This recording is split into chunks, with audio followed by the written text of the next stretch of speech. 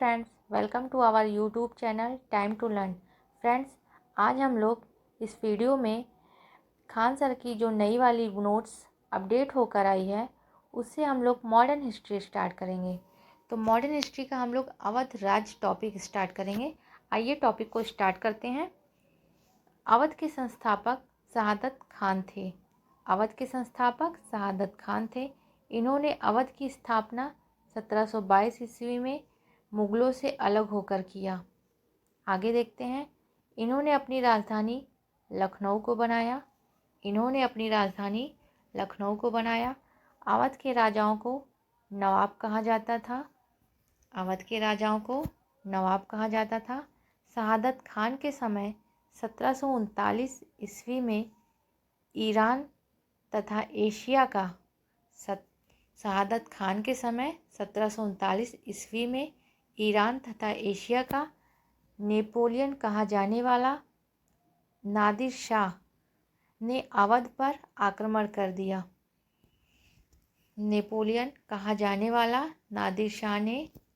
अवध पर आक्रमण कर दिया, किंतु अवध धन दौलत से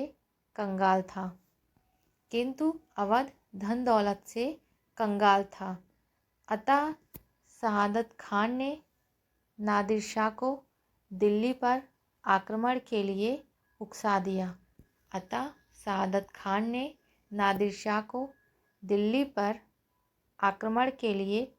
दिया।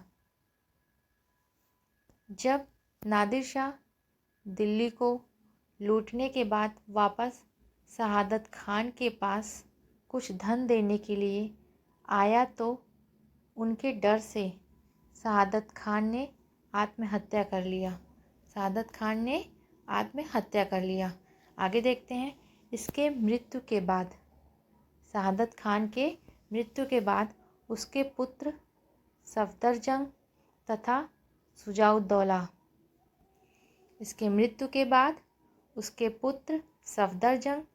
शुजाउद्दौला के बीच उत्तराधिकारी के लिए युद्ध हुआ और शुजाउद्दौला विजय हुआ और नवाब बना।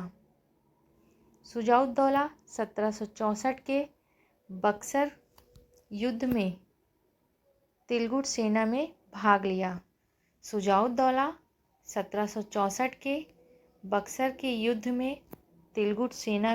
लिया। और पराजित हो गया। आगे देखते हैं। 1801 ईस्वी में अवध ने लॉर्ड वेलेस्ली द्वारा प्रारंभ की गई सहायक संधि का स्वीकार कर लिया। 1801 ईस्वी में अवध ने लॉर्ड वेलेस्ली द्वारा प्रारंभ की गई सहायक संधि का स्वीकार कर लिया। आगे, अवध के अंतिम नवाब वाजिद अली शाह थे, जिनको अंग्रेज़ों ने गिरफ्तार कर लिया और अवध पर कुशासन का आरोप लगाकर उसे अंग्रेजी क्षेत्र में मिला लिया और वाजिद अली शाह को कैद कर लिया, जहां उनकी मृत्यु हो गई। यही कारण था कि वाजिद अली शाह की पत्नी बेगम हजरत महल ने 1857 के विद्रोह में भारतीय सैनिकों का अवध से नेतृत्व किया, जिनको अंग्रेज़ों ने गिरफ्तार कर लिया और अवध पर कुशासन का आरोप लगाकर उसे अंग्रेजी क्षेत्र में मिला लिया और वाजिद अली शाह को कैद कर लिया, जहां उनकी मृत्यु हो गई। यही कारण था कि वाजिद अली शाह की पत्नी बेगम हजरत महल ने 1857 के विद्रोह में भारतीय सैनिकों का अवध से नेतृत्व किया। आगे देखते हैं। विद्रोह समाप्त होने के बाद बेगम हजरत महल नेपाल चली गईं, जहां उनकी मृत्यु हो गई।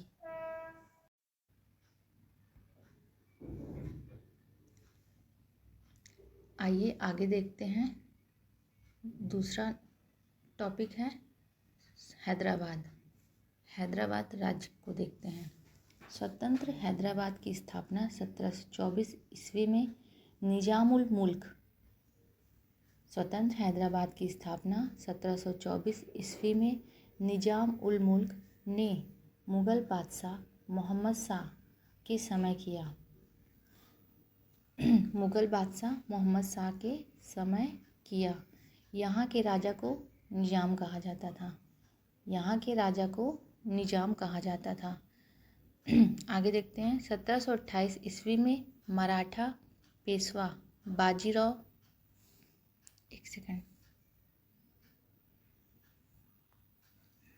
1728 ईस्वी में मराठा पेशवा बाजीराव प्रथम ने हैदराबाद पर आक्रमण किया और पालखेड़ा का युद्ध में निजाम को पराजित कर दिया।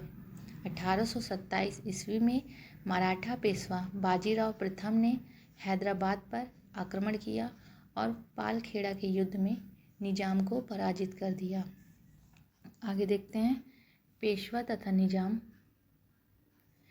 तथा निजाम के बीच मुंशी शिवगांव की संधि हुई। पेशवा तथा निजाम के बीच मुंशी शिवगांव की संधि हुई और इस संधि के तहत निजाम ने मराठों की अधीनता स्वीकार की और चौथ तथा सरदेशमुखी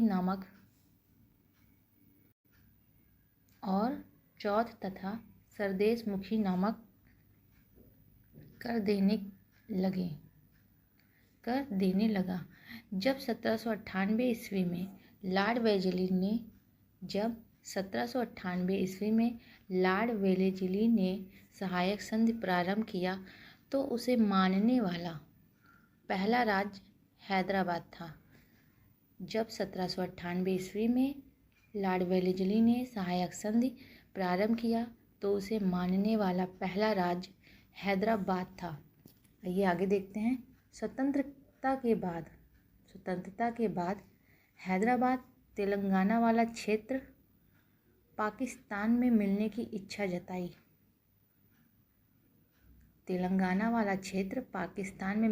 इच्छा जताई किंतु सरदार पटेल ने ऑपरेशन पोलो नामक पुलिस कार्यवाही से हैदराबाद को भारत में मिला लिया।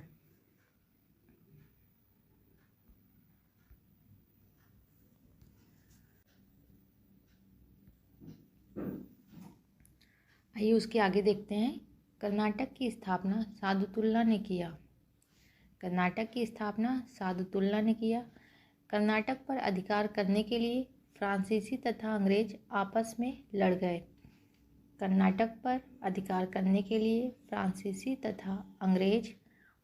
में लड़ गए। और 3 युद्ध हुआ। आइए तीनों युद्ध को देखते हैं। प्रथम आंग्ल कर्नाटक युद्ध 1746 से 48 के मध्य हुआ। इस युद्ध का कारण ऑस्ट्रिया के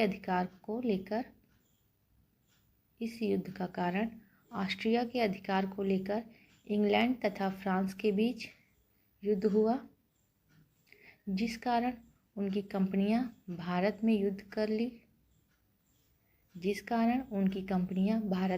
कर ली। ऑस्ट्रिया पर अधिकार का युद्ध एलासापा की संधि से समाप्त हुआ।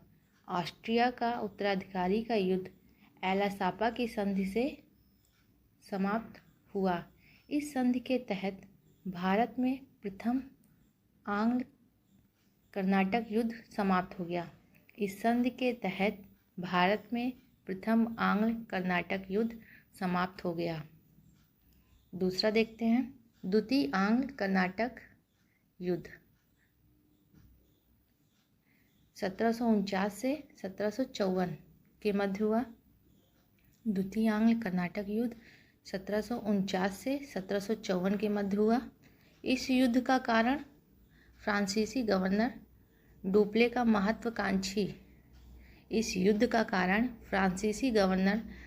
का महत्वाकांक्षी होना था।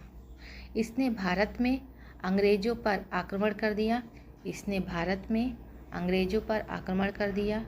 यह युद्ध पांडिचेरी की संधि के तहत समाप्त हुआ। नेक्स्ट देखते हैं। आइए आगे देखते हैं। तृतीय आंग्ल कर्नाटक युद्ध 1763 ईस्वी में हुआ।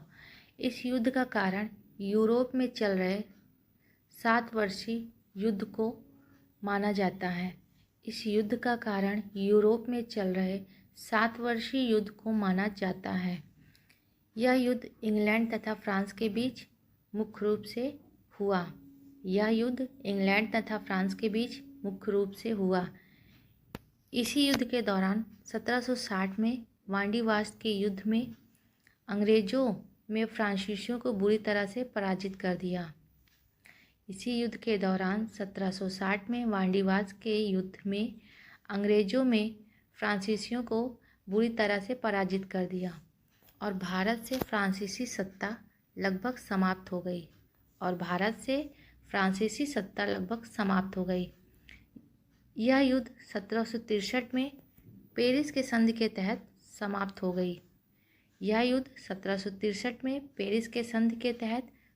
हो गई। इस संधि के तहत चंद्रनगर तथा पांडिचेरी पर फ्रांसीसियों का अधिकार रहा। शेष क्षेत्र पर अंग्रेजों ने कब्जा कर लिया। चंद्रनगर तथा पांडिचेरी पर फ्रांसीसियों का अधिकार रहा। शेष क्षेत्र पर अंग्रेजों ने कब्जा कर लिया। पांडिचेरी की स्थापना फ्रांसीसी मार्टिन ने किया था, जो 1754 में भारत का अंग बना। पांडिचेरी की स्थापना फ्रांसीसी मार्टिन ने किया, जो 1954 में भारत का अंग बना।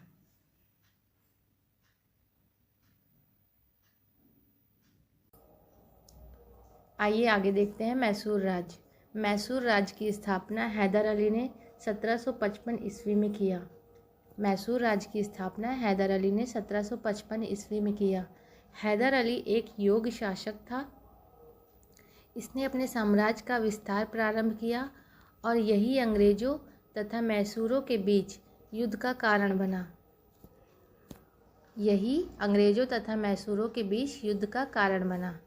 आगे देखते हैं। अंग्रेजों तथा मैसूरों के बीच युद्ध लड़े गए। प्रथम आंग्ल मैसूर युद्ध 1767 से 69 तक चला ये युद्ध। हैदर अली ने अंग्रेजों के बढ़ते प्रभाव को दबाने के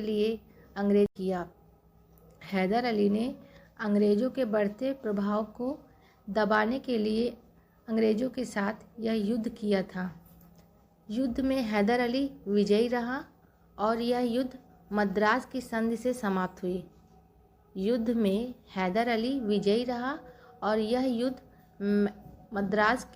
से समाप्त हुआ।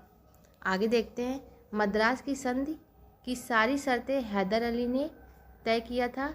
यही कारण है कि यह संधि सफल नहीं हो सकी और द्वितीय आंग्ल मैसूर युद्ध को जन्म दे दिया। नेक्स्ट देखते हैं द्वितीय आंग्ल मैसूर युद्ध। ये कब हुआ था? 1780 से 84 के मध्य।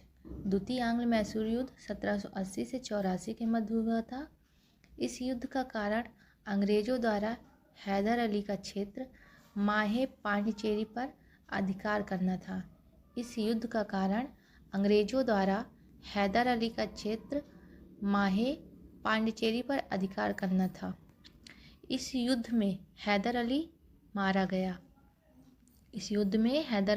गया और उसका बेटा टीपू सुल्तान युद्ध को आगे बढ़ाया। यह युद्ध बिना किसी निर्णय मंगलोर की संधि से समाप्त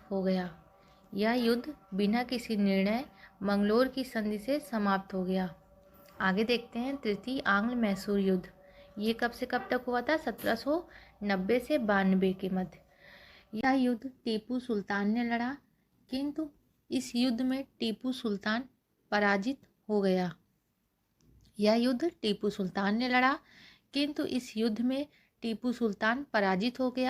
और यह युद्ध श्रीरंगपट्टनम की संधि से समाप्त हो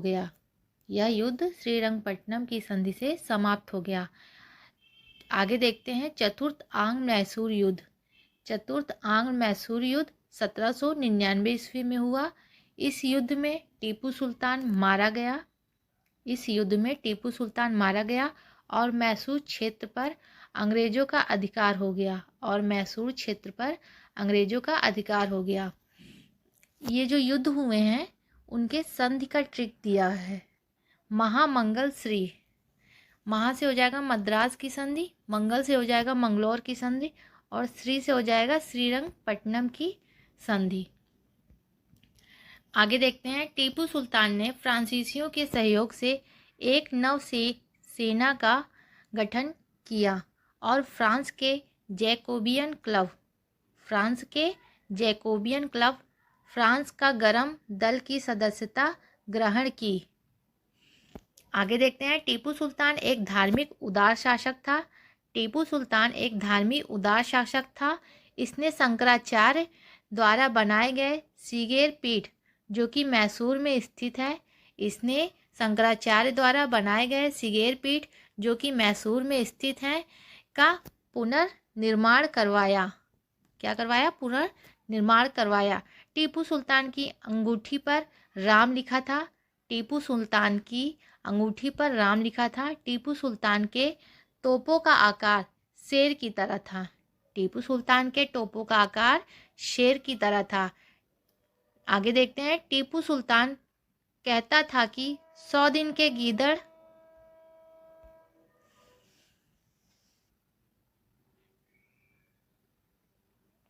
टीपू सुल्तान कहता था कि 100 दिन के गीदड़ के जीवन से अच्छा है एक दिन के शेर का जीवन। टीपू सुल्तान कहता था कि 100 दिन के गीदड़ के जीवन से अच्छा है कि एक दिन के शेर का जीवन।